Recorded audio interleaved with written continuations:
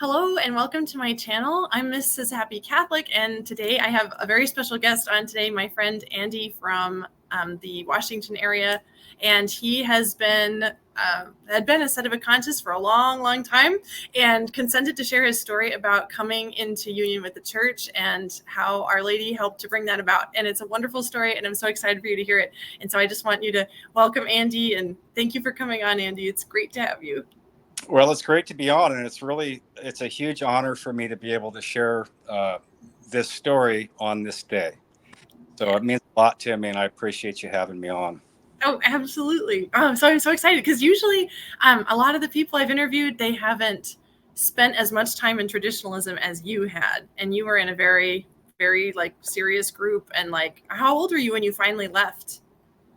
I was in my early 20s. So I was born into this group, raised into it. Yeah. My entire life. It was my entire worldview, my entire view of God, and my entire view of myself in relationship to the rest of the world and to God was formed in this group. I was very thoroughly indoctrinated in this group, and it took a miracle for me to get out of it. I was very brainwashed into it. Man. Then So you went into the CMRI after that, right? For right, another 20 some years. So I'll give you a little bit, just a couple little points about this group to give a perspective on how I got into the CMRI. Mm-hmm. So the whole idea of this group was that Christ abandoned the Catholic Church after Vatican II. He abandoned it. He turned it over to the devil. We were the chosen people to do this certain work to prevent God from basically destroying the world. Like if we did everything we were told to do, we could appease God's wrath, and God wouldn't destroy the world and send everybody to hell. Like we were the hope of the whole world type deal. That was the thing. Okay. And I just want to make one point about this group before I move on. We did have some Catholic, obviously some Catholic elements in this group. But mixed in with those Catholic elements was like 10,000 gallons of toxic waste. And I was really heavily indoctrinated into this.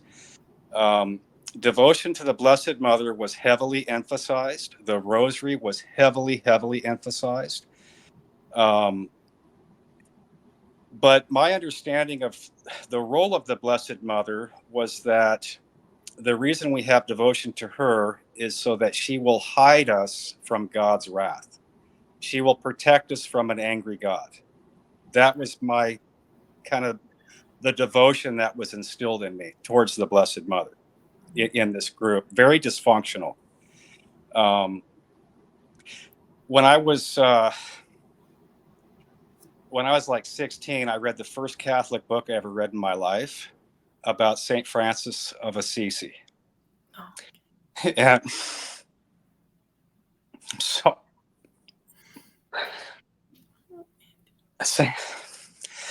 St. Francis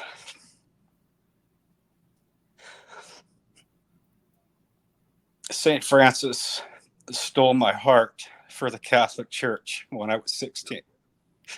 Awesome. And I'm only bringing that point up to give you a perspective. When I was in my early 20s, my uncle came to visit me, and he told me a lot of things about this group, and that I was confronted with a lot of things, and I finally had to recognize that this group was not from God. That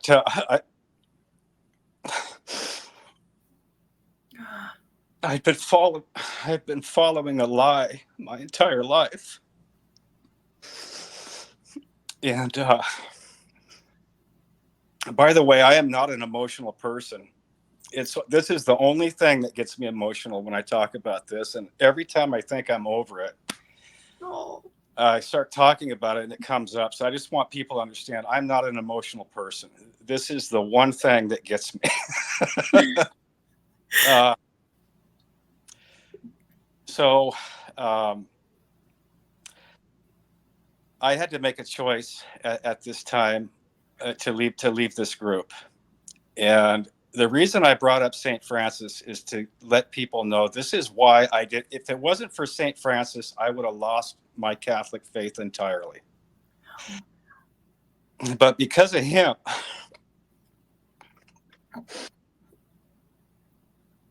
I knew the Catholic Church was true. That's awesome. And so I had to find this Catholic Church. But you have to understand, my idea of this Catholic Church after Vatican II was the most horrific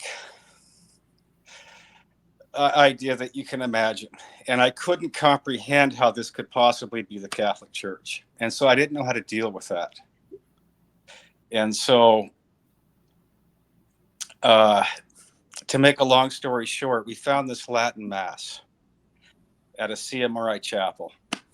And I go to this Mass and I see the communion rails and I see the Latin Mass. I see the stained glass windows, the incense. I see a priest.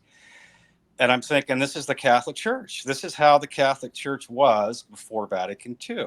So I can do this, right? This is what I'm thinking. So I thought I had found the Catholic Church.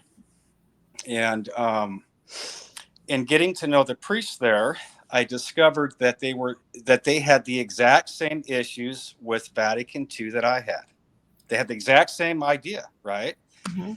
And so I'm like, well, I don't have to deal with that stuff. I don't have to resolve those confusions and questions that I have regarding the church after Vatican II. I can just go here and be a traditional Catholic. This was what I was thinking. Okay.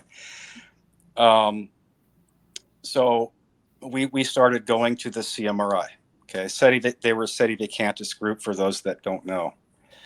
And I'm just going to skip over a lot of stuff because I want to get my story told and I don't want to spend too much time on some things, but I was in the CMRI for roughly 20 years. And I just want to make a couple of points and then I'm going to move forward with my story. During that 20 years, what that was for me, and I realize this now in hindsight, that was a 20-year detox of all the crap that, all the dysfunction that I had in my spiritual life. I had to get that crap out. I had to get that stuff out. Right. And it was a very slow process. It was little bit by little bit, very slow over a long period of time. I got to the point where I could start thinking straight. And during this 20 years, I'm ashamed to admit this, but I left behind my devotion to the Blessed Mother. Okay. Devotion to the Blessed Mother and the Rosary. Okay. These two things I had so much baggage, so much toxic baggage tied to those parts of my faith that I couldn't focus on that. I had to focus on other parts of my faith. I had to really focus on the intellectual parts. Okay. Right. And so that fell into disuse, my devotion to the Blessed Mother. Okay. I'm ashamed to admit that, but that's true. I'm sure she understood, Andy. I mean, I've heard this from other people too, where it's like, especially like with the rosary and the negative connotations of like what that meant, family prayer every day, but it was like this beating session or whatever. It's just like, they've got to take a little step back from it before they can take it on again. And that makes total sense to me. Exactly. So that's a very important point. And this point is going to come up later. Okay. 20 years in the CMRI, an old friend of mine started calling me on the phone, asking me all kinds of questions about religion. Okay. Now, these are questions I can answer because for 20 years, I've been studying the intellectual part of our faith. Why are we Catholic? The apologetics, right? Right. St. Thomas Aquinas and all this stuff, right? So I start presenting to my friend the case for the Catholic Church. Okay. And this case that I presented to him took me a year.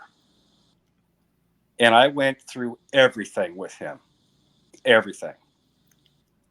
And after a year, he was convinced. He went and checked everything I said. He tested everything I told him. He found it to be absolutely solid and true. He's converting now. He wants to convert, become a Catholic. Okay. So now I have to explain to him why he can't go to the Catholic Church down the road, why that's not the Catholic Church. Okay.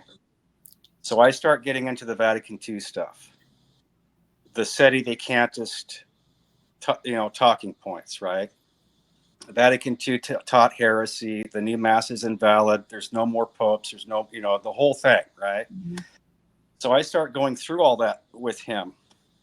And as I am explaining this stuff to him, I am absolutely struck by this glaring fact that I am completely discrediting the case that I have previously made for the Catholic Church. Every point that I made, solid point for why we should be Catholic, I am now discrediting those points by what I am telling him regarding Vatican II.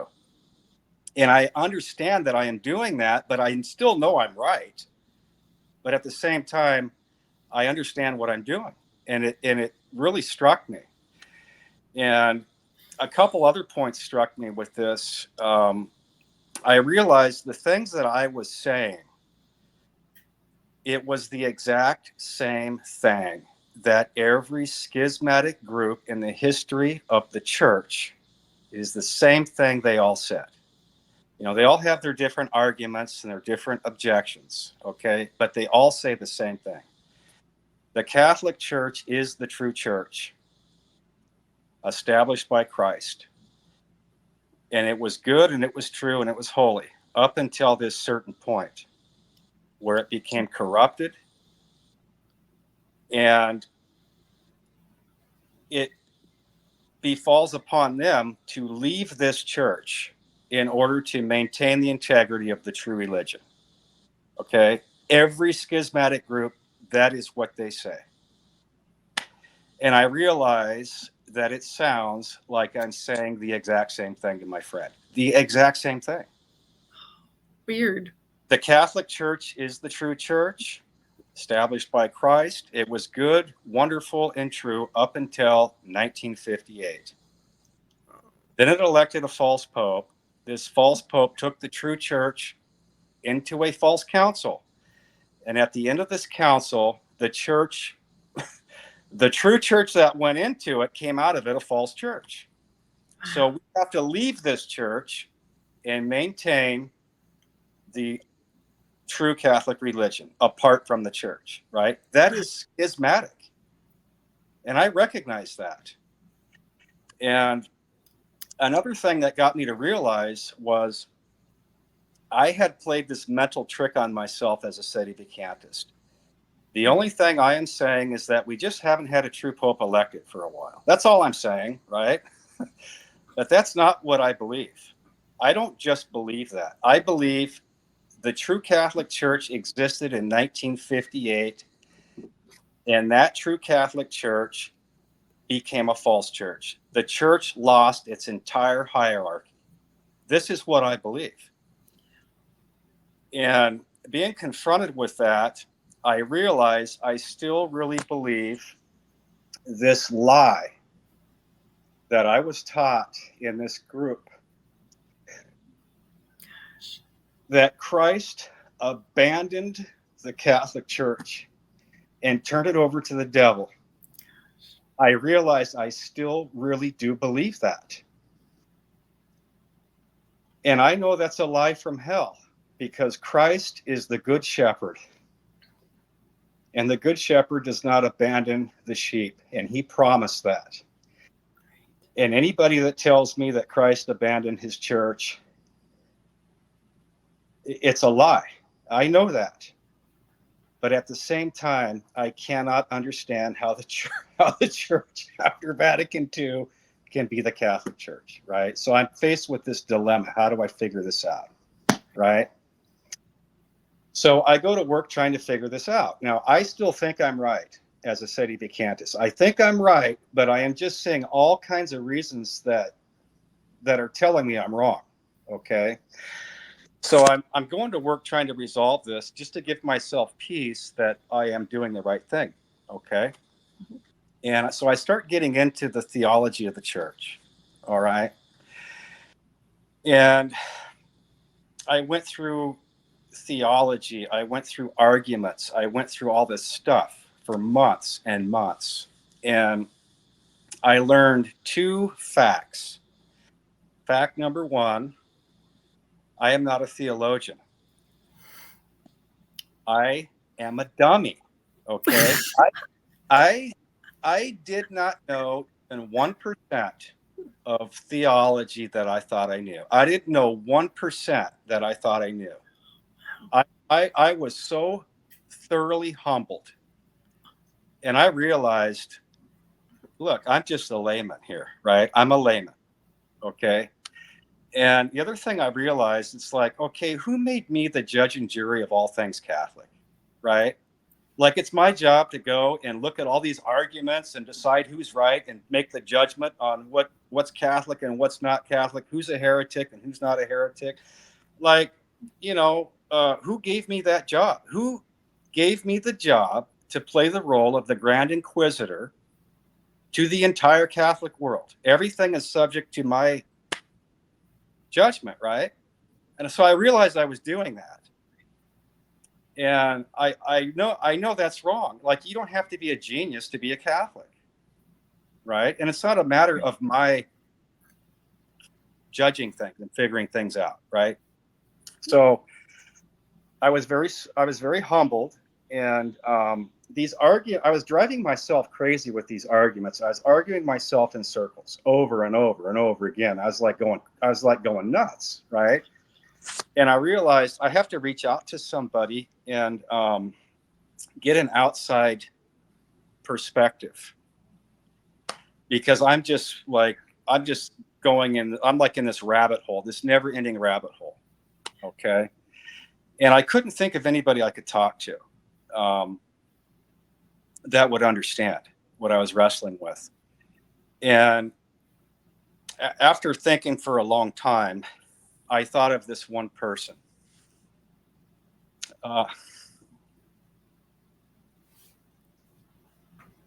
This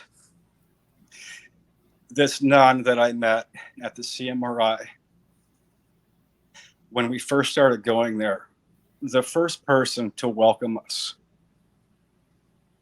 and to make us feel like we were welcome there. And I didn't want to say names, but I think it's okay I say names, because I'm saying good things about this person. Sister Eucharista. And I remembered how much kindness that she showed us. We felt like outsiders. We felt like outsiders when we started going there. And so I remembered her. And there's some things that I know about her. And one of those things I know is she knows the Sedevacantist position 10 times better than I do. And she knows the Catholic faith 10 times better than I do. And if anybody has struggled with what I'm struggling with right now, that could understand what I'm going through, it would be her. Because at a certain point, she did leave the Sedevacantist position. And I was thinking, there's got to be something that she knows that I don't know. So I finally it was very hard for me to call her because I want, and I'm going to be very honest here. I believe that what she did was wrong. Like, I am still a Sedevacantist, okay, but I'm wrestling with this stuff. But it's like I had this.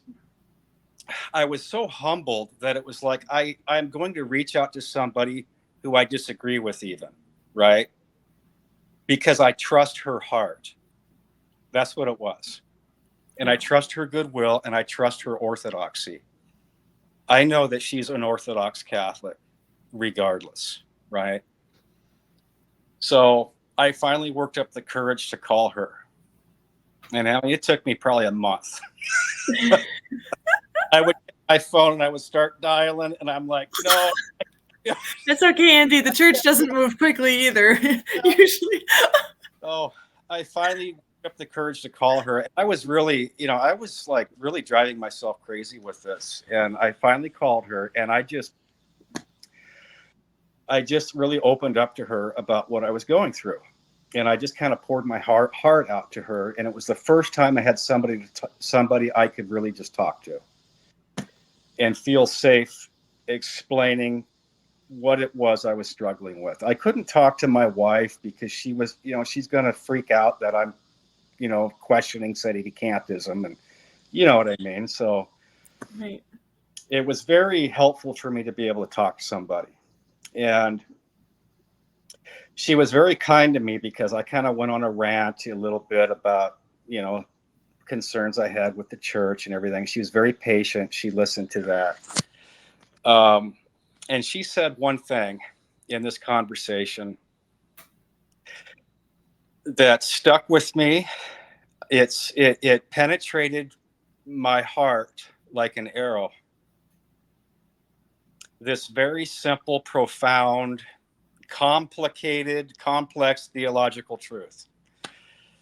She said, Andy, you don't have to figure everything out.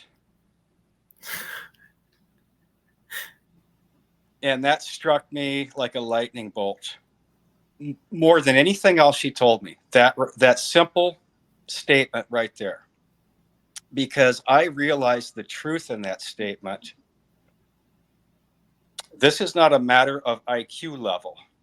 This is not a matter of having a degree in dogmatic theology. This is a matter of my act of faith as a Catholic. That's what this is about. It's not about me figuring stuff out. And when I got off the phone with her, it changed the entire way that I was approaching this issue that I couldn't resolve. The entire thing for me changed at that point. And I decided I'm going to stop trying to figure everything out. And I'm going to focus on the absolute bare essentials of my faith. The supernatural virtue of faith, hope, and charity. Wow. That's all that matters to me now. And so I begun a devotion every day. I prayed for faith, hope, and charity. I made an act of faith, hope, and charity, really focusing and meditating on what those virtues are. And I would follow those prayers with 3 Hail Marys. And I entrusted to the Blessed Mother the responsibility that if I am somehow separated from Christ, if I am somehow separated from his church, I leave it to you to fix me, to unite me to Christ and unite me to his church. And that was my prayer to her. And I said that prayer day by day, month by month, month after month, every single day. I did not realize this at the time, but I realize this now in hindsight. That was the beginning of a renewed devotion to her that I had let slip away for 20 years. I finally came back to her. And I came back to her this time with really with some humility. Not to hide me from God, not to hide me from Christ, not to hide me from God's judgment and his anger, okay, but to unite me to him, unite me to Christ. So that was the beginning of a renewed devotion for me. And during this devotion,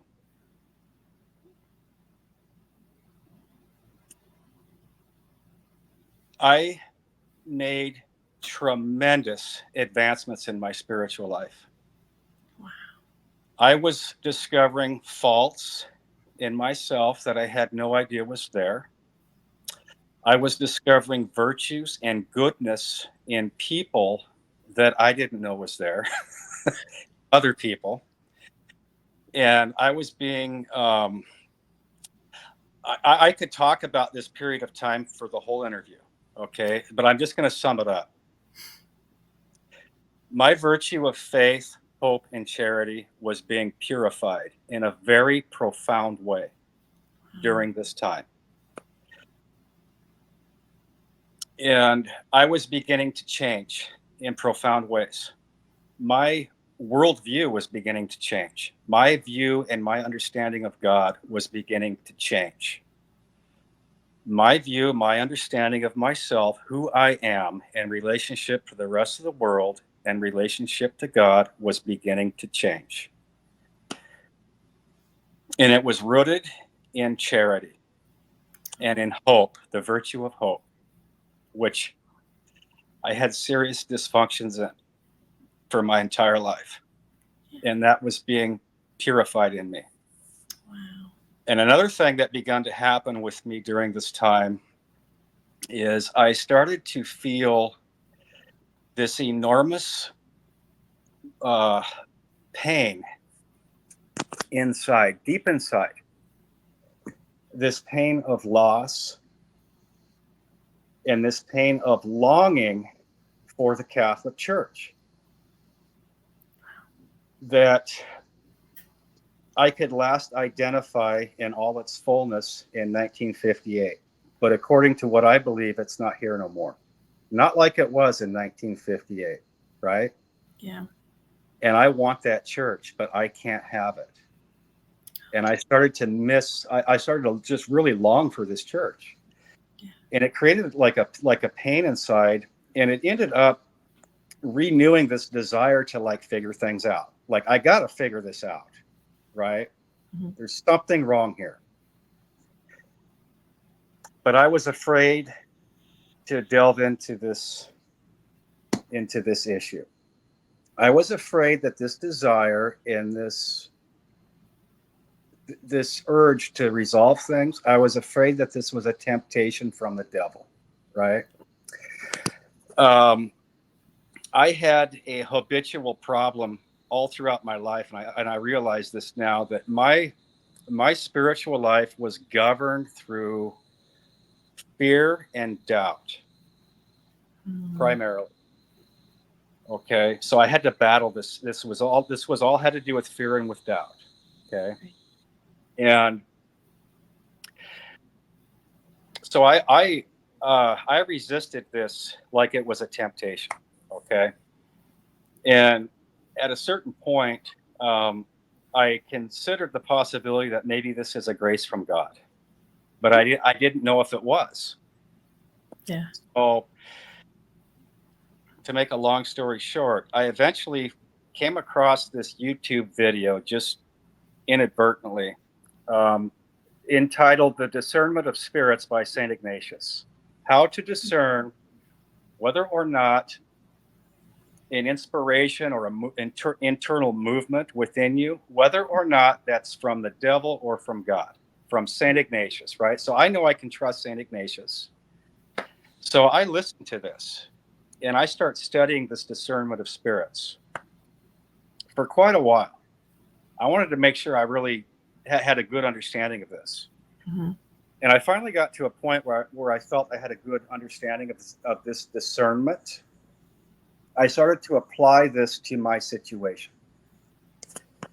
And every single rule that St. Ignatius gives by which we can test.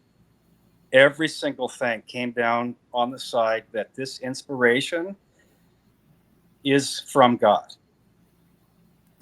And the single biggest, there was many reasons that pointed me to that, but I want to just talk about the single biggest reason, okay? I realized that I had a fault in my thinking, okay? Somehow I had elevated the Sedevacantist position to a level of dogma, okay? I am a Catholic because I am a Sedevacantist. That's what makes me Catholic, right? Yeah. So if I question this ideology of Sedevacantism, then somehow I am questioning my faith, my Catholic faith. That's where the fear was coming from. Okay. And I was able to discover that through this discernment. Okay. Mm-hmm. Once I realized that, I'm like, what am I doing? This is a bunch of baloney. The Sedevacantist position is not a matter of my faith as a Catholic. Okay. I am perfectly free to question this ideology. I am perfectly free to judge it, to discern it, to test it, to see if it's true, right? So, and I can do that in perfect freedom and knowing that I am committing no sin whatsoever against my Catholic faith. So at that point, these handcuffs came off. Oh. And I went to work studying and analyzing the Sedevacantist arguments, all of them, not just one, but all of them. And it took me well over a year to get through it. And I applied every ounce of intelligence that I have in my brain, which is not much, okay? What I do have, one gift I have to recognize that I do have, okay? And I'm not being prideful. It's not prideful to recognize a gift, right? Right. I have the gift of a flaming, melancholic personality that analyzes things upways, downways, sideways, slantways, every angle from every way you can think of it before I come to a decision on something. And I work on the Sedevacantist position. And doing this with this devotion of faith, hope, and charity. Okay. Faith, hope, and charity. Everything has to fit those three virtues. Okay. And to make a very, very, very long story short, all these arguments that I thought were rock solid and bulletproof fell apart like a cheap suit. They fell apart like an absolute cheap suit. And I only want to talk about one thing because to go through this stuff would take hours and hours. But I just want to talk about one point that I learned. I learned the distinction between formal apostolic succession and material apostolic succession. There is a distinction between those 2 points. And formal apostolic succession can only be found in the Catholic Church. That's the mark of apostolic. When we say we believe in an apostolic church, this is what we're talking about, okay?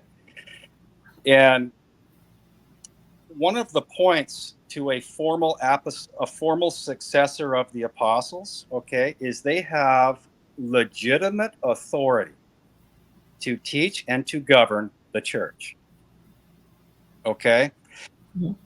According to my position as a Sedevacantist, there no longer is even one man left on planet Earth that has this authority. Okay. And what that means is that the Catholic Church has lost it. It has lost its mark of apostolic. That's what that means. And I became confronted with that fact. And so if my position is true, the Catholic Church is dead. It doesn't exist anymore. Okay. So I'm realizing again, I'm right back to this idea, to this belief that I had in this group that I was raised in, that the Catholic Church failed.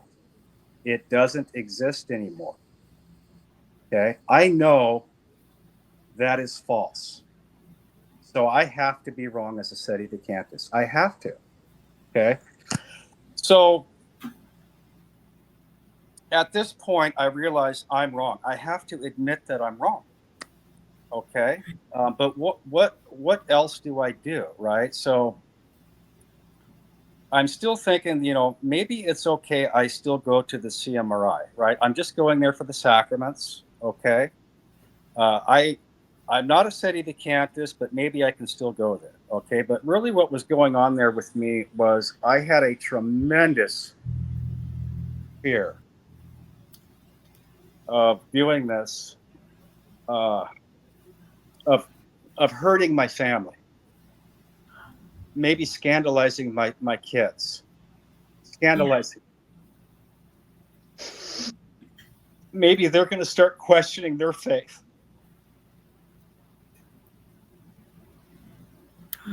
And it was a crippling fear, and I just didn't have the courage to do it.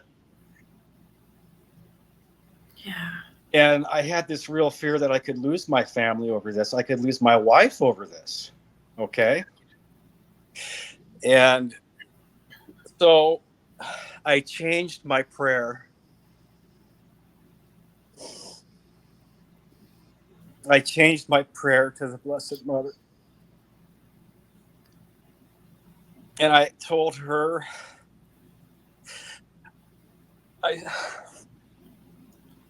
I'm sorry. It just brings up.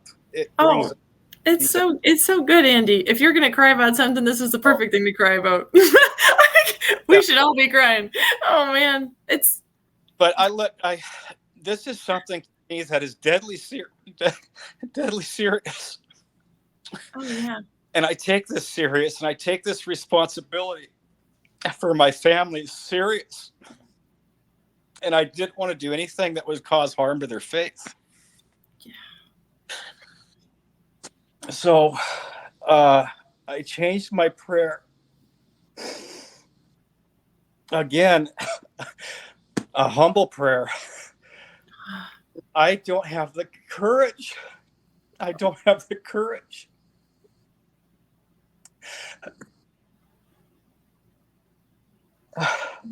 I don't have the courage to leave. Right. If I have to leave, I need you. I need you to send somebody to help me, because I can't do this.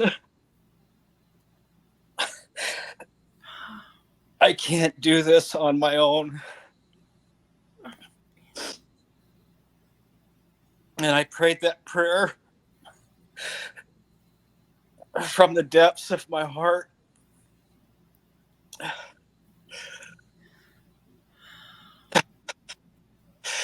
And I said that prayer every day. Every day. And I decided I'm just going to continue going to the CMRI until the Blessed Mother performs a miracle and sends somebody to my doorstep. Somebody that I respect, somebody that I love and trust, that can confirm that I got this right. I'm right. And that will support me and help me, because I was doing all this on my own. I didn't have anybody. And I remembered how I got out of this group. And that's what it took for me to get out of this group. It took somebody that I loved and I trusted to help me get out of this. And I'm realizing this is what I need here. I need the same help here. And so as I said this prayer this went on for months. This, like, just a curious thought hit me one time. It's like I was just kind of thinking, remembering what it took for me to get out of this group. Okay. It was my uncle. He was the only one that could have done it. And I'm thinking, could you send me my uncle? That's great. Could you just my uncle? Okay. I Ah, thought that as a hypothetical thought, because that would be impossible. I'm not going to ask the Blessed Mother to do something impossible. Okay. My uncle is the most hardcore Sedevacantist you can imagine. If you look up the definition in the dictionary, okay, hardcore Sedevacantist, you're going to see a picture of my uncle. All right. So that's it. It's not going to be him. That's impossible. Okay. That would take like a true miracle. But I thought, boy, if that did happen, that would sure be a miracle, and I know, right. I'm just I didn't have the courage to ask her to send me my uncle in my prayer, right? I didn't have the guts to ask her that, because I felt like I was asking her to do something that was impossible. Okay. And she says, challenge accepted. Well, several months goes by, maybe 6 months. Okay. And I'm praying this prayer every day. My uncle calls me one day, and I start talking to him, and he starts off by telling me he's going through some real heavy stuff in his life, and he just needs somebody to talk to about this, what he's going through.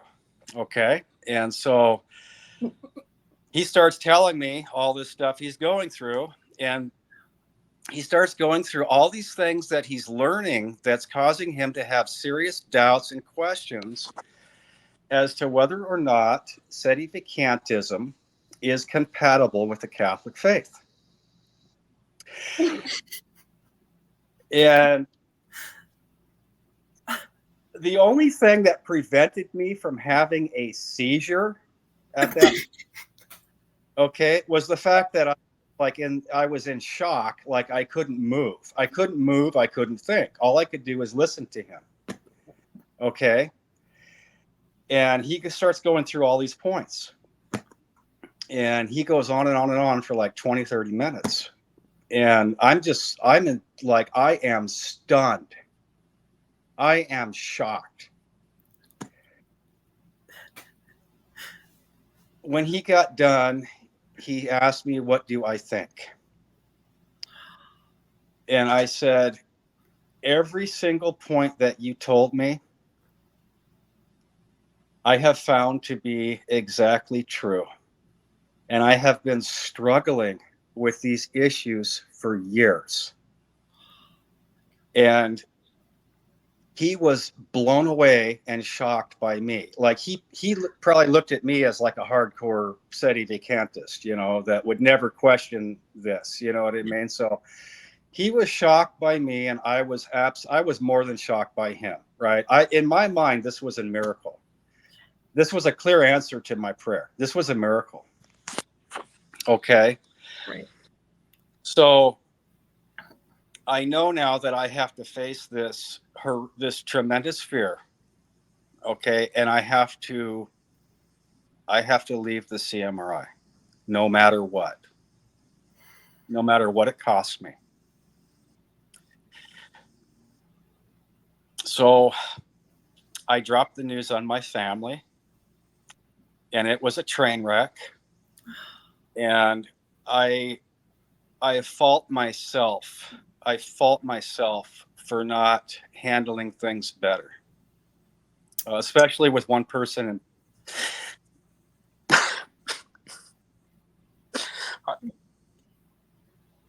Especially with one person.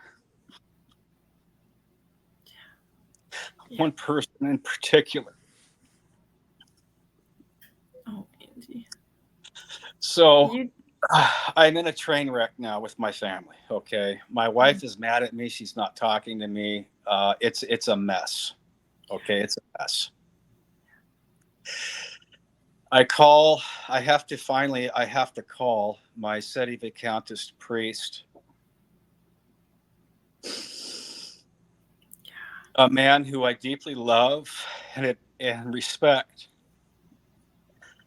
who was my spiritual father for 20 years. Oh, man. And I have to tell him that I am leaving this Sedevacantist position. And, it broke his heart, and it broke my heart. And after that phone call, I remember going to the grocery store parking lot because I didn't want my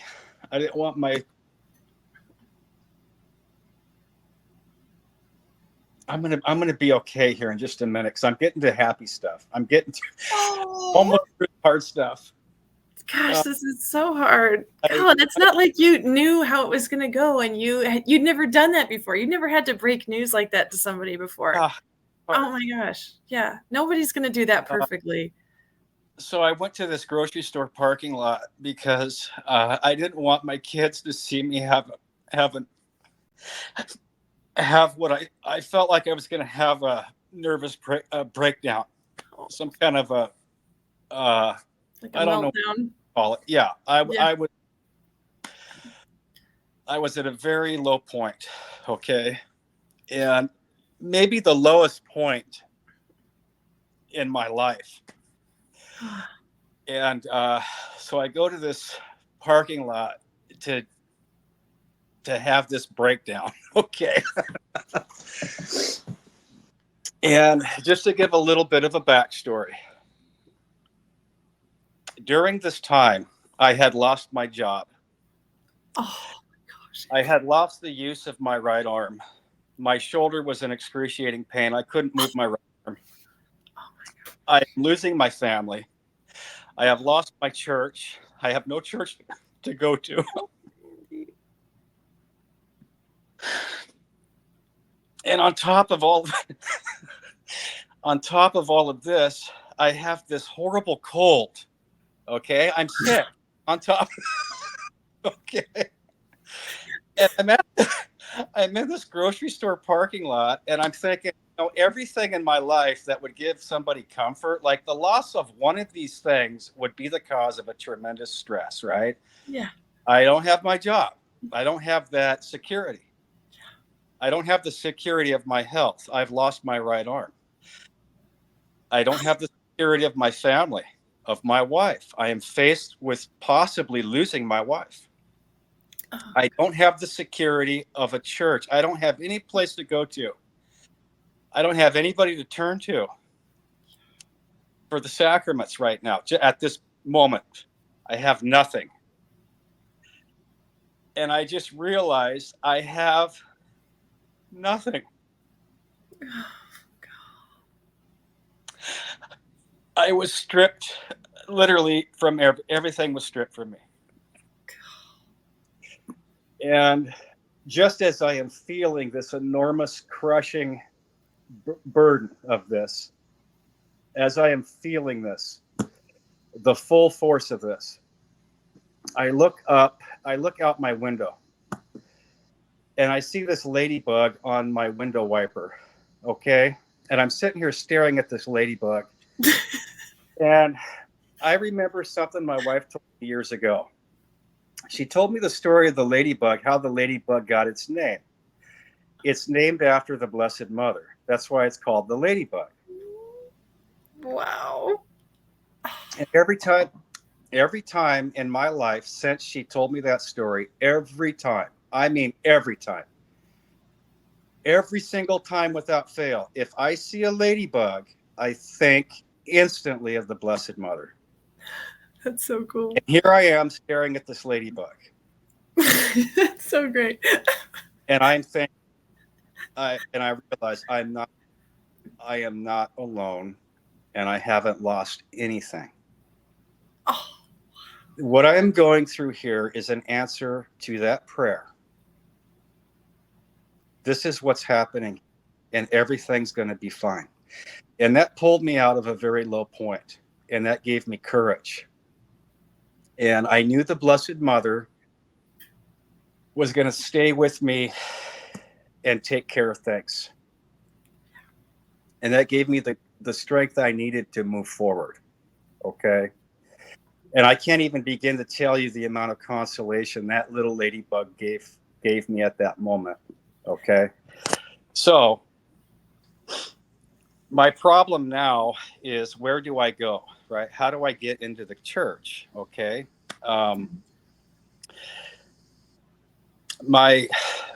My strongest inclination was to go to the SSPX, because that would have just been so easy. It just would have been easy. Okay.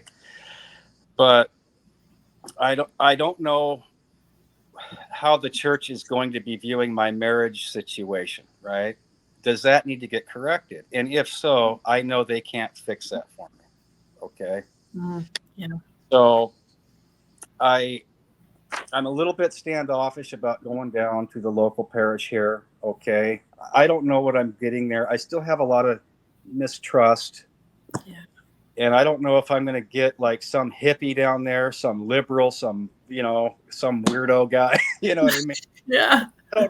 I have mistrust still. And is he going to even be able to understand where I'm coming from?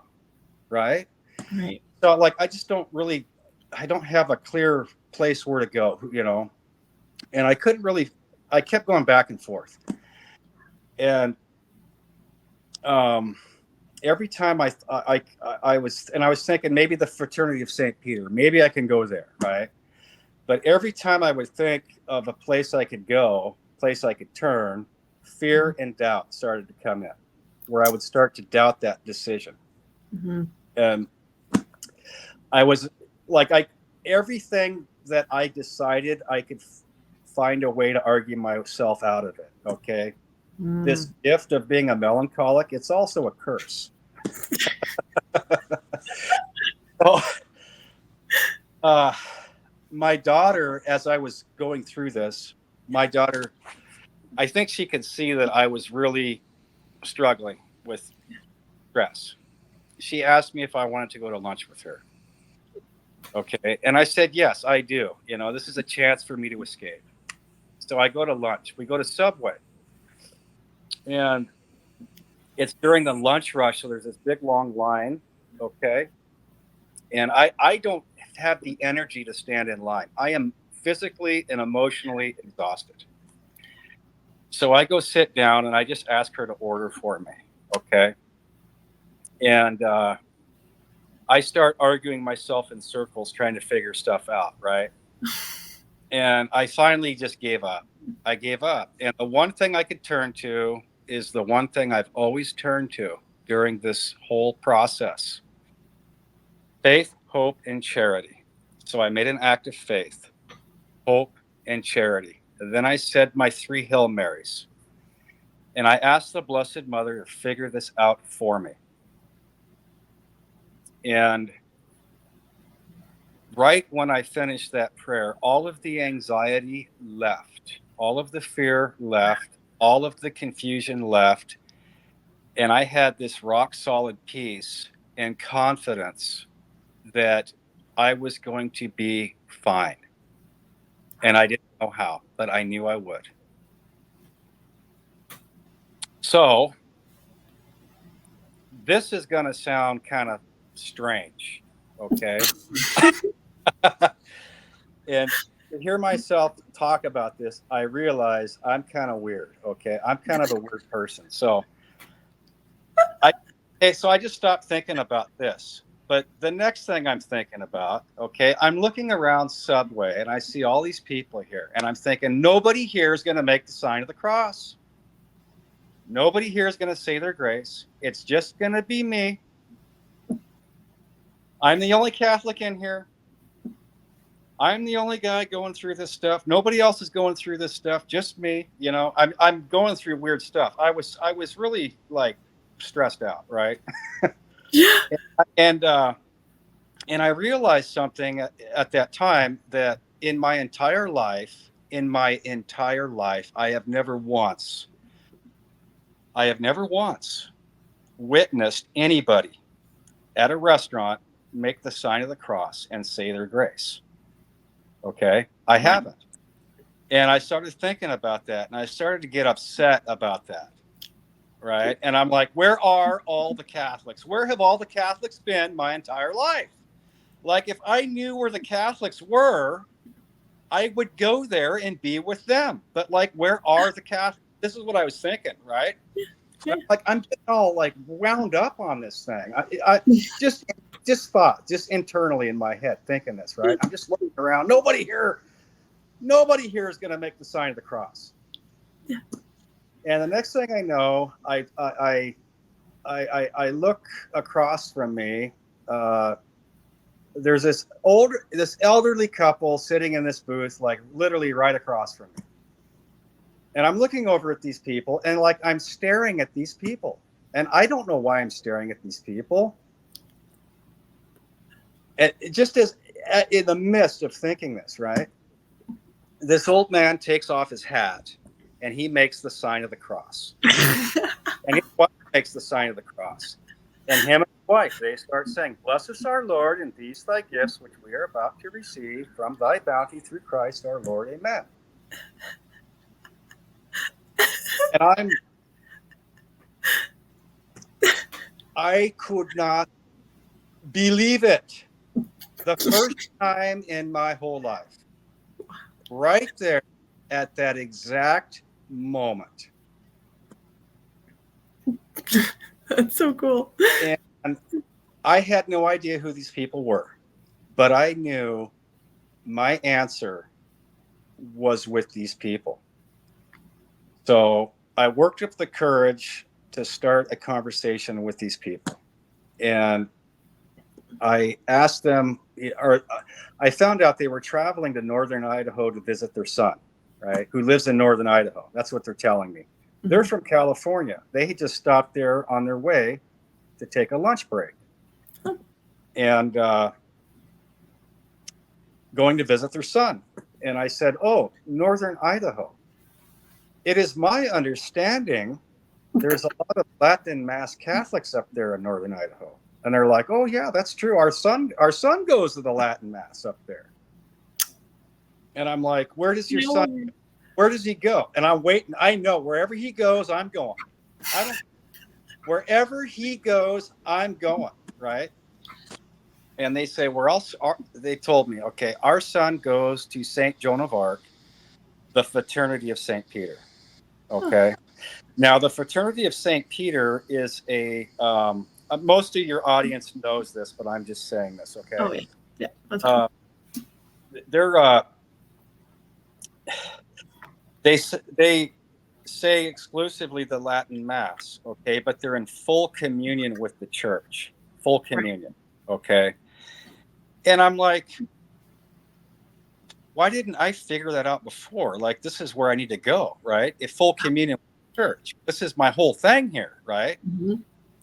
So I knew for an absolute fact, I don't care if the most genius human being that existed on planet Earth argued the perfect argument to me against this decision, I would have slapped his face.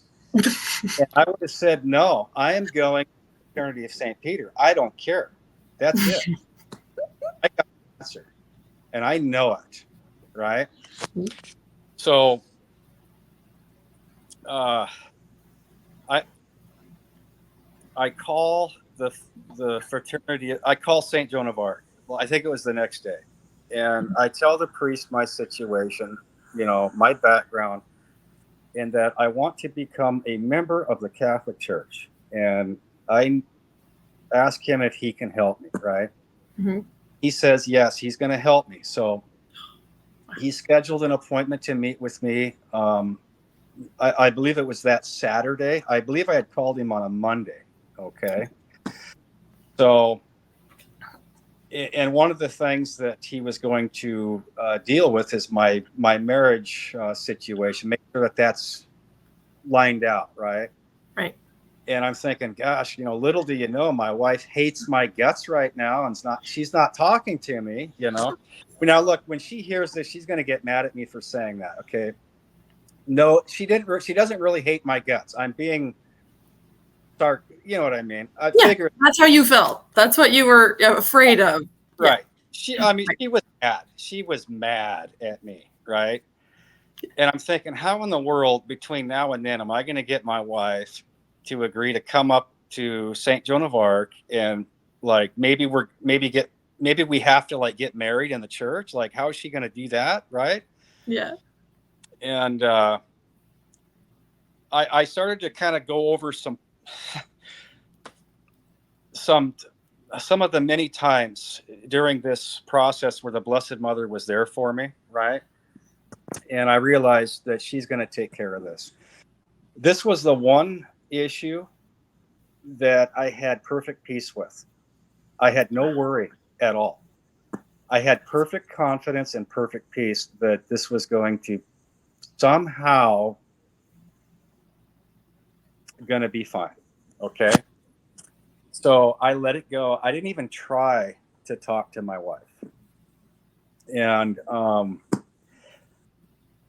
I think the next day, my wife comes out and she says, we got married when we were 18, right? I was very young and I outgrew my wedding ring. Okay. And I never got a new one. I don't know why. I just never did. Okay. I haven't worn a wedding ring for years.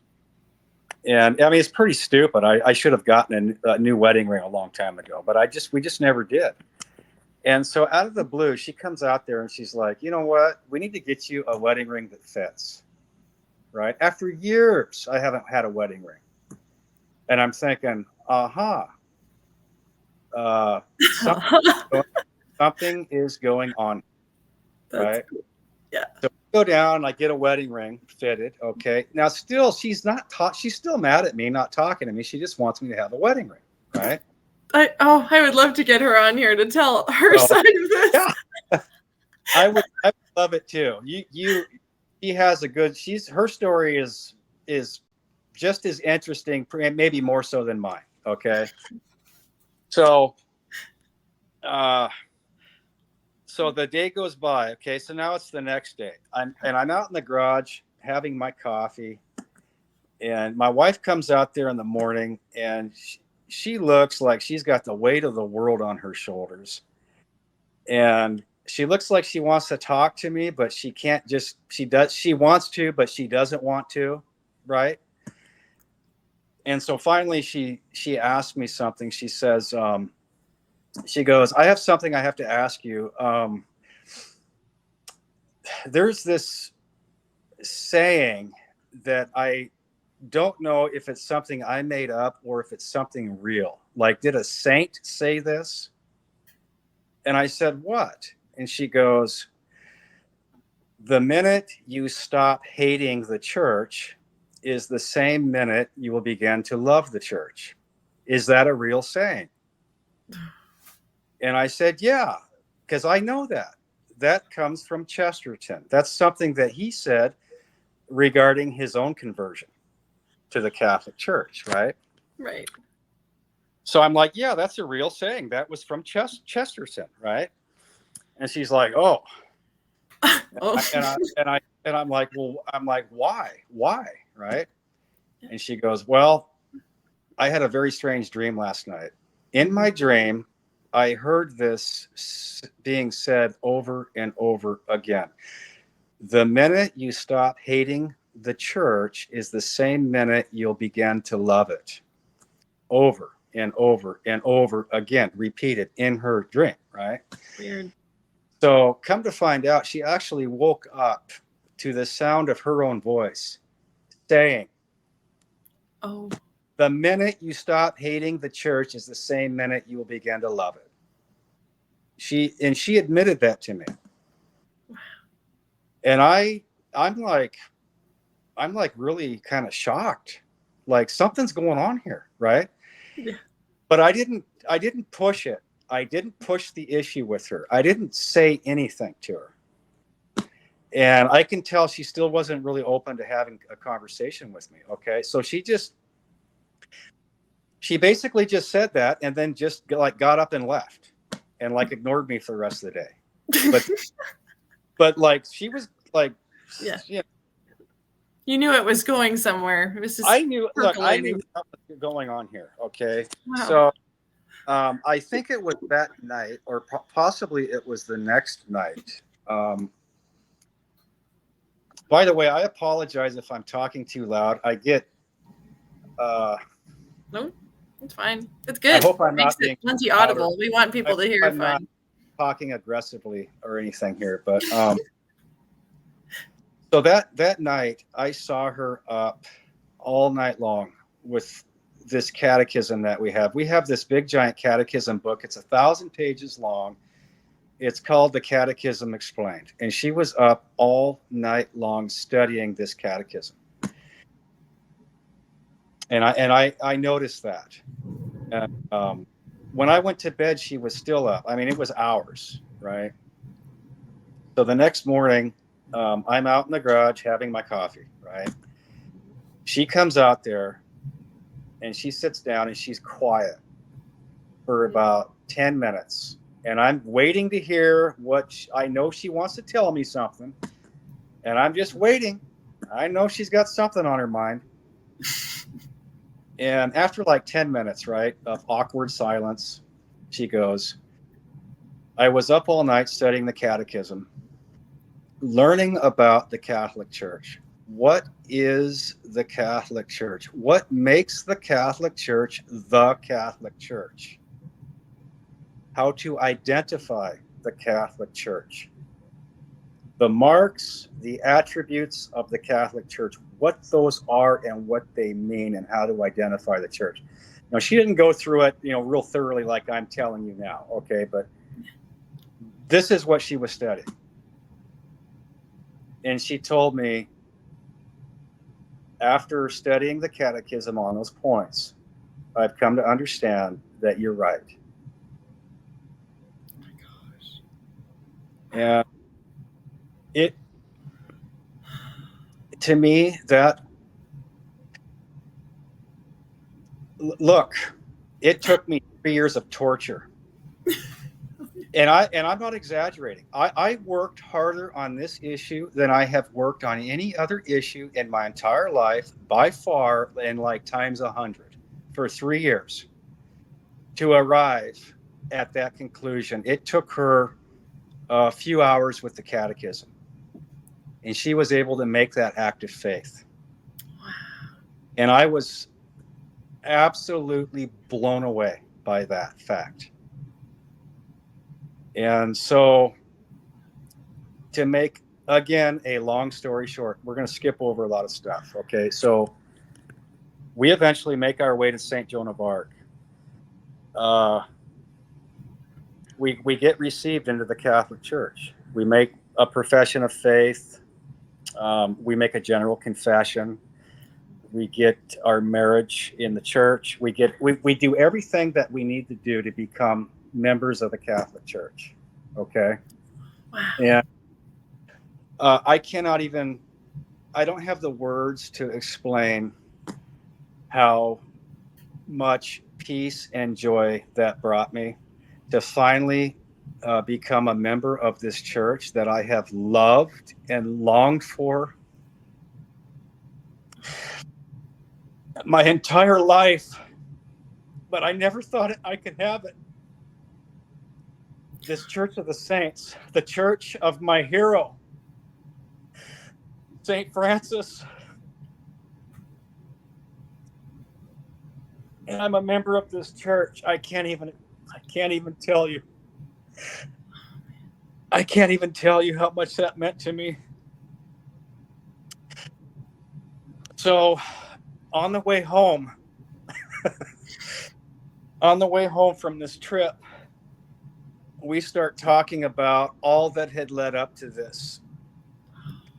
These graces that we've received in our throughout our lives, throughout the years, that kept our faith intact. There were so many reasons we could have lost our faith, and we didn't. We didn't do it. I never lost my Catholic identity, in spite of all the crazy, stupid, bizarre beliefs that I had mixed in with my Catholic identity. I never lost it. And we were discussing this, and I was so amazed. And we finally we stopped about halfway through. This was a 3-hour drive, by the way, roughly a 3-hour drive. We stopped at a gas station to take a little break, and I'm out there. I'm standing outside having a cigarette, okay? and I'm so overwhelmed at what just happened here, okay? I joined this church that in my whole life I've hated the church. I've hated the church. After Vatican II, that was the most evil, dirty, rotten thing on planet Earth in my mind. Okay, yeah. This church that I hated. I literally, it's not too strong of a word. I hated this church. This was the church of the devil. My whole life, that was drilled into my head. Every day of my life. How in the world do I join this church? How did this happen? This is what I'm thinking. Yeah. Like I cannot believe that this happened, right? So just as I'm thinking that, I go down to put out my cigarette, and I'm staring at my shoe, the toe of my shoe. What is on the toe of my shoe? A ladybug. I am staring at a ladybug as I'm thinking, how could this have happened, right? Wow. The ladybug, right? The Blessed Mother. So great. God, that's how this happened. This was the result of a renewed. I understood something. This was the result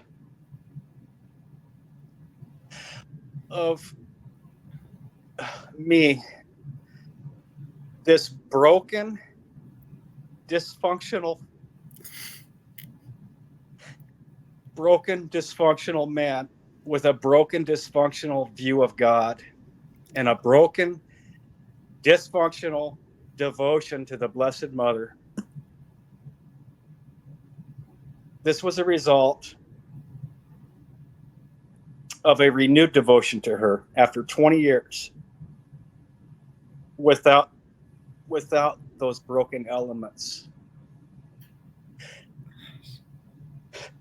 She did this for me.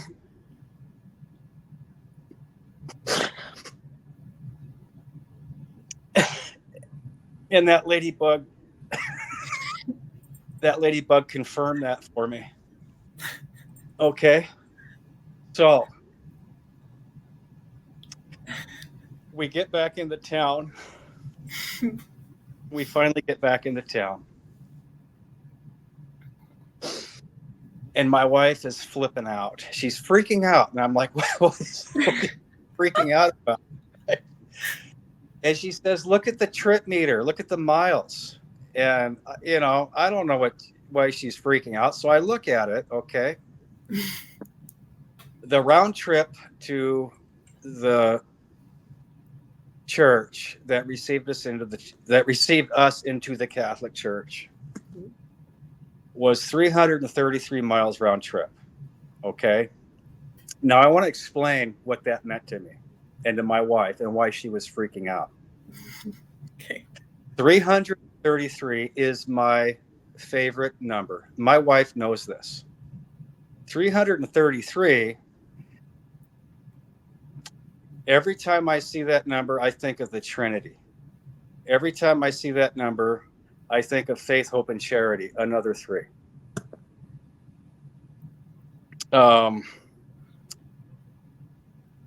3 plus 3 plus 3 equals 9. 9 days, the novena, right? 9 days of prayer before Pentecost, before the descent of the Holy Spirit, which is the official birthday of the Catholic Church. So when I, being a flaming melancholic, when I look at 333, I see all of those points. And that number, every time I've seen that number in my life, it has served as a consolation to me. Oh, wow. There is a God. And it's the Trinity. It's the Father, Son, and the Holy Ghost. That has been something that has served as a consolation to me throughout my life. And my wife knows that. That's why she was freaking out. So that number confirmed to me something I already knew. This journey that I went on for these 3 years to the Catholic Church, I was not in the driver's seat. I was along for the ride. And to emphasize the reality of that point, the literal journey from where we live to the church that actually received us into the church, that literal journey was 333 miles.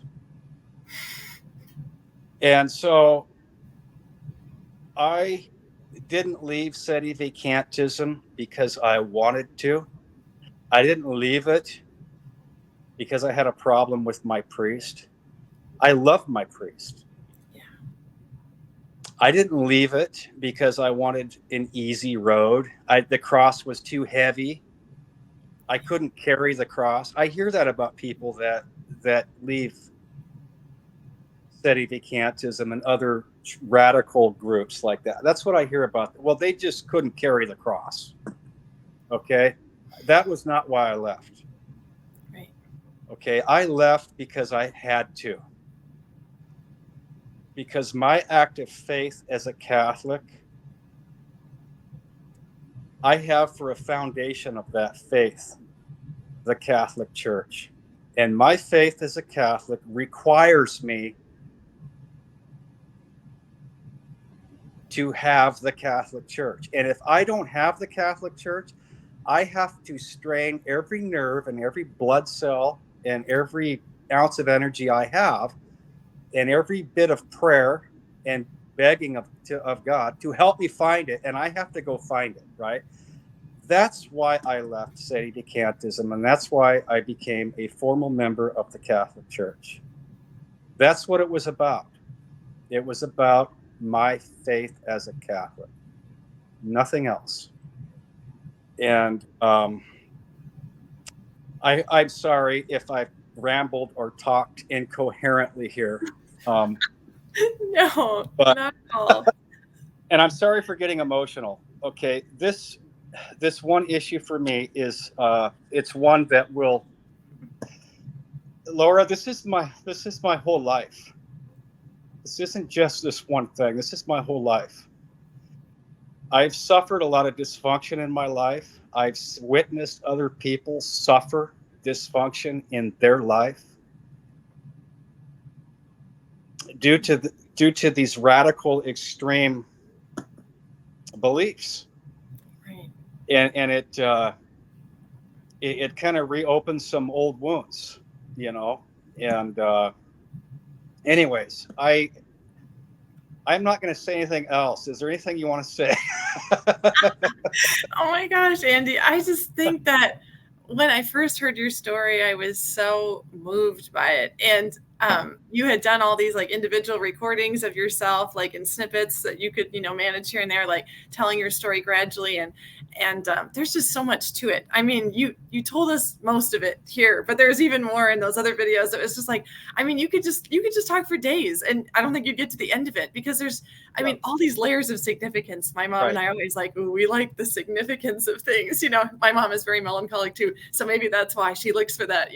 And so it's just like I totally get it. Like it's real. It's not superstitious. It's not like, oh, that's just a coincidence. It's like God knows if that's important to you. Like He knows how to leave these little markers that reassure you, and He knew what you were going to go through, and it was like, oh, it's just amazing. I mean, like, talk about being torn apart. Like you said, you didn't leave because it was the easier thing to do. The way easier thing to do would have been to just stay.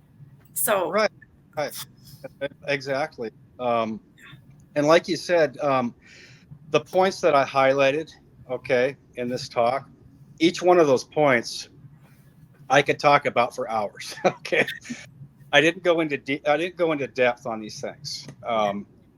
but there's only so much time in a day, right? Oh yeah. And but really the heart of my story is that I wanted to focus on, especially today, was the role the Blessed Mother played in my life, Right. especially with this Such a issue. beautiful witness. I mean, yeah, the Immaculate Conception, just for anyone, this is the day Right. we're recording this, and we're doing it on purpose because it just, Andy finally felt like he was ready to share his story, and we're like, that would be the perfect day. It's her day, and this is her story.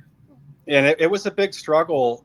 You had offered me the potential to do an interview with me a long time ago, and I struggled back. I honestly, Laura, I didn't want to do it. It's very hard to talk about it. Yeah. And when you offered me this interview on December 8th, I knew that this is something I needed to do. And so I'm very grateful to you for allowing me to share this with your viewers. Very grateful. And I'm very grateful for the work that you do in helping people like me, because we need support.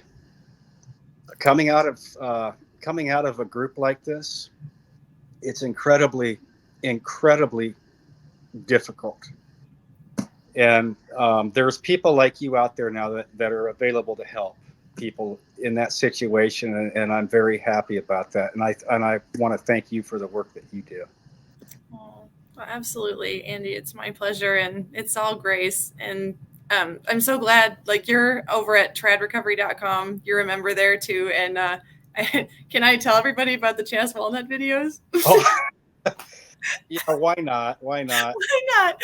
Okay, so Andy decided he would come up with this satire of Sedevacantist arguments, like from real things that he's heard and stuff. So you made these videos when you have your sunglasses on and you're like, I am the new, trad apologist, Sedevacantist apologist, Chas Walnut, here to convince you of the truth of Sedevacantism. And you go through all these little things, just these little short videos, and they're so funny. Like, you're so deadpan. You take everything so seriously. But I mean, it's just like, I've heard so many good, people, their feedback saying how healing it was for them to be able to hear those things and just to help them process and just laugh about it, or just, you were just sharing that with them and they appreciated it. And you thought everyone would think you were nuts, but we thought it was great. So we want more Chas Walnut.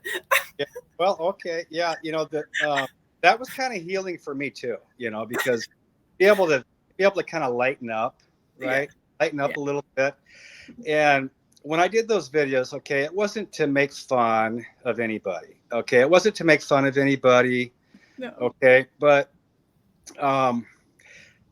everything, all the points that I raised in this, funny little satire, okay, they're all legitimate things. They're real points. I exaggerate them to make them funny. Okay. Yeah. But it's laughing at anybody. It's not making fun of anybody. Okay. It's just looking at these arguments in a more lighthearted way. That's what I was trying to do there. So I wasn't trying to, No. Well, because you used to believe all those arguments as valid. Yeah, so exactly. You're in a place where you're just you can look back and actually see things in this new light and be able to, maintain a sense of humor about it, which to me is just, that's humor is of God. When you get so serious and bogged down and you lose that, that's when you're not growing in holiness that way. Right. No, it doesn't you're work. Exactly. Yeah. So, well, I'm glad people like that. I didn't know if that was a good thing to do or not, but it seems like it's been helpful to people. So yeah. Well, just all that you contribute over on the site is great. When you come to our video conferences, you're like the life of the party. It's like, oh, Andy's here. Well, that's great. I always thought I was the downer of the party, Well, that's all changed, huh? Oh man. So no, I just I don't want to wear you out or keep you on too long, because obviously it took a lot to tell that, and I just really appreciate making yourself vulnerable, sharing that. It takes a lot, and there's a reason why I don't have more of these interviews. I do know some more people that are willing to be interviewed, but a lot of people are just not in a place now, or maybe ever, where they feel like they can share, and pushing themselves to do that is really hard. And so it's just very wonderful that you would share that with us. And everybody that it's going to help, will bless you for it. And everyone just, please continue to pray for Andy and his family. And you've had many family members that have left after you. Right. I forgot to say that. So I think I think there was actually 9 of us eventually. Okay. Maybe 8 or 9. I can't remember. I'd have to go back and recount. But yeah, so my wife and I, obviously, my uncle that I referred to, him and my aunt. And then slowly over the course of, some time, multiple other family members received into the church from Sedevacantism. Wow. Right.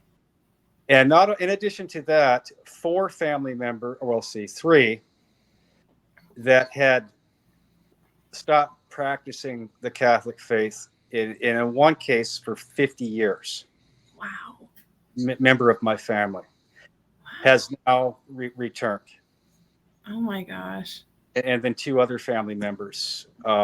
So yeah, there's been some tremendous good fruit from this, that I am seeing. Right. Renewed faith and renewed hope and renewed charity in a lot of people, including myself. Right. So. Well, that's one thing I love that your wife had said about you during those years that you were doing all this investigating and humbling yourself and asking these questions, was how she saw you grow in virtue and become so much more charitable. And she was just like, wow, like it was just so noticeable to her. And then she finally understands, that was the fruit of your openness and your seeking for the truth and sacrificing yourself. And it's just, of course, that's how it works, but it's just so cool to see that in action, to see it transforming people's lives. Yeah. And that, of everything else, I think that was the greatest miracle for me, was that transformation that I underwent in my spiritual life. Yeah. That you were mentioning. My wife said she noticed that. Okay. That was the greatest miracle of all. What was to and to really have those virtues finally manifest themselves in my life, and they really weren't there before. That's one of the things that I am the most grateful to Our Lady for that gift that she. I know that she obtained that grace for me, and I'm very grateful to her for that. Gosh, is there anything that you can think of that you would want to say to someone watching this video who is chewing on some of the things that you have been through, or considering, if they should make the move out of Sedevacantism or not? Is there anything that you feel moved to share with them? Or yeah, I would say this to anybody like that. Never allow yourself to make this mistake. Never allow yourself to place your active faith in something or somebody or an institution where it doesn't belong. Your active faith as a Catholic belongs to the magisterium of the Catholic Church. Everything else is subject to verification. And it's, don't allow yourself to, in other words, don't place your active faith in the non-theological opinions of non-theologians. Okay. And that's what all of these groups, that's what they are. They're private judgments, private opinions. Okay. They're subject to verification. And so I would make that point. Don't make that mistake. The other thing I would say is be very close to the Blessed Mother and make sure that you have a true devotion to her, not a false devotion. True devotion to her has as its goal, one single goal, to be united to Jesus Christ. That is the one goal. And to be united to Christ means to be united to his church. That's what that means. Don't lose sight of that. And have your devotion rooted in humility, and remain docile in your personal ideas, personal judgments, personal opinions. Remain docile and humble in those areas. Only your Catholic faith is beyond your doubts. And stay close to her. And if you are in some sort of an error that is separating you from the church, with a true devotion to her, You'll be okay. That's my advice. That's awesome. Wonderful advice. Thank you so much, Andy. Oh, you're welcome. Thank you, Laura. Thank you. I'm very happy to finally be able to just do this and be done with it. I don't know. I think I want to have you back if I can talk you into it. Yeah, I would love the next time if I do come back, right? If I do come back, it's going to be 10 times easier than this. This was the hardest thing. This is heart stuff. Stuff. Right. Yeah. Well, I mean, I knew you were convicted, but you were wrestling with it all night. Like, I mean, it was definitely a battle, but then Our Lady went out. You said this morning you were at peace about it. If you do you have 5 more minutes? Yes. Okay. I'm going to tell you about this battle, Laura. I wasn't going to say this. I wasn't going to say this on here. I was going to tell you about it because I think it's interesting, right? Mm-hmm. Thursday night, Thanksgiving night, I am up all night long, tossing and turning in absolute anguish, anxiety over whether or not I should do this interview with you today. I woke up Friday morning. I felt like I had been run over by a freight train. And I was going to call you and cancel. To be honest, that's what I was going to do, right? So, but instead of doing that, I thought, you know what? I'm going to go to the foot of the cross and I put this decision in the hands of Jesus. So I went to Mass that morning. And on my way to the church, I found myself, just as a matter of coincidence, walking right alongside this nun in a full habit, right? And we're just walking to Mass together. And she looks I was thinking maybe she was a Benedictine because she kind of looked like a Benedictine. But I didn't know. Yeah. So I asked her, I said, well, what order are you from? And she told me what order she was from. And I said, well, where are you located? She's like, oh, I'm from Spokane. And I said, oh, really? I said, do you know Sister Eucharista? And she's like, oh, yeah, I know her. I'm like, oh. And then I kind of just mumbled under my breath, I came from the same place she came from. And she stopped and she looked at me and she's like, really? And I'm like, yeah. And she's like, well, so did I. Oh. Cool. And I said, sister, if you have a few minutes after Mass, I need to visit with you. I need help. I'm going right now and I need somebody to talk to. And I believe that I met you here today. Like, what are the odds of that? Right? That's so weird. I knew I was meant to talk to her. Okay. Yeah. So after she met with me and I started to explain to her what I was going through, I was trying to figure out if I should do this interview. Right. And I kind of just broke down and I just kind of poured my heart out to her. She was so nice and listened to everything. I so patiently listened to me. And everything she said was the conformed to the best spiritual advice that I have read from the saints. And I knew what she was telling me was true. And one thing that stuck with me, she looked at me very serious because she was very gentle, this one time she looked at me very seriously and she pointed her finger and she said, listen, when this fear and this anxiety and these doubts, when they hit you, I want you to understand something. This is from the devil. And you resist this and you go and you tell your story. Wow. And that gave me, if it wasn't for that, Laura, I probably would have canceled this interview. And on the way out, I walked her. We had like a half-hour conversation. I walked her to her car, and I was telling her how grateful I was to be able to meet her. And oh, This is so cool. This is so cool. I asked her name because I wanted to remember her. Oh. Sister Frances. She told me she took that name after St. Francis.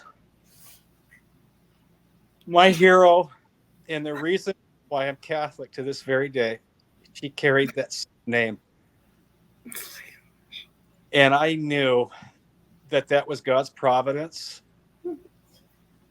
And so I overcame those fears and those doubts. I knew where it was coming from, Laura. I knew it. Okay. And I was cool. I was fine. Everything was fine until last night. I was up again all night. But I got it done. And I'm so grateful to God and the people that he's put in my life, like Sister Eucharista, Sister Francis, people like this in my life. It's really been amazing, and I'm very humbled, and I'm very grateful to God and his goodness for that, because I don't deserve it. I can tell you that. Well, I'm grateful for you too, Andy. And I think that's just, there couldn't be a better note to end on. So thank you so much for sharing everything, and God bless you. God bless you. Thank you for this time. I appreciate it.